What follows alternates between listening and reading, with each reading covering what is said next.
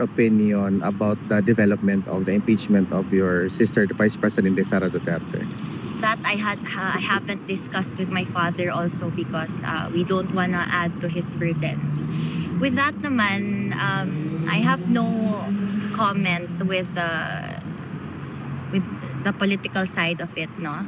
But I know my sister. I know that she can be many things, but she's not a thief. She's not dishonest. Ayun talaga. So I know that she can withstand what she's going through right now because she has her truth, and at the end that will prevail.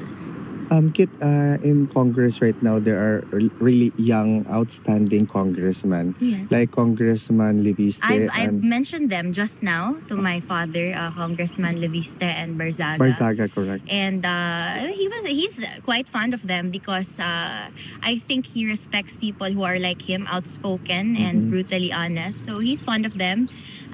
He mentioned their parents kasi halos kabatch niya, kakilala niya. So ayun. What's your opinion about this congressman becoming younger and younger in the lower house?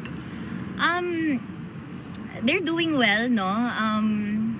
I think I don't really involve myself with it, but I think they're doing good. I think that the Philippines, the people, the masses need more people like them. Yes, they are young, but because they are young, they are more.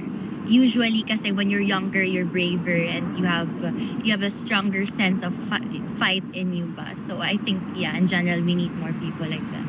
Is there something that the former president wants to relate to the supporters or the Filipinos in general?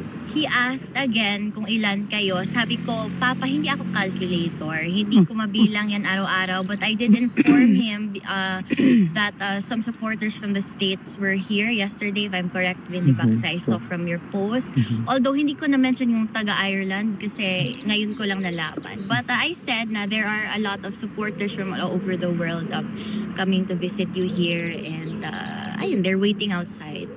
Will you be staying here longer with us?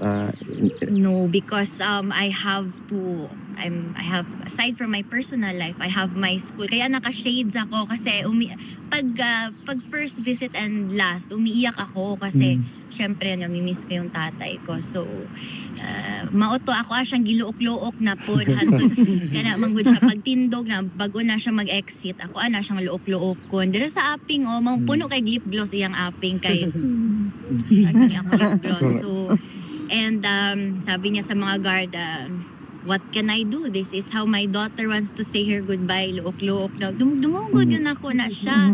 Antod na siya maana na siya matumba. But, you know, secretly, he likes it. He's very happy. Pag alam mo yung exit na sa corridor, yung akala niya wala nang nakakarinig, sila na lang ng guard. Well, what are daughters for? Do you have a daughter? And then, yung pinagmamalaki niya yung ganun. Kit, just to conclude this interview, is there something you want to relate to the Filipino people's unwavering support to your family? You know, no, it's, you may find my message redundant, pero all I can say is thank you time and time again, because time and time again, you prove that you are here, you are with us, you are standing with us and with the truth. Every day I see these new people coming to visit here, and I fly here every few months for my father, so I know how emotionally, mentally and physically taxing it is. So for me to think of people who don't even have a personal relationship with him but are making that effort and taking the time, daghang salamat sa inyong tanan. Maraming salamat sa inyong lahat. This is not something we take lightly. The whole Duterte family, we remember always. You know that. And like I said before, hindi lang kami lumalabas tuwing election. We are always here. Well, at least me in my own ways.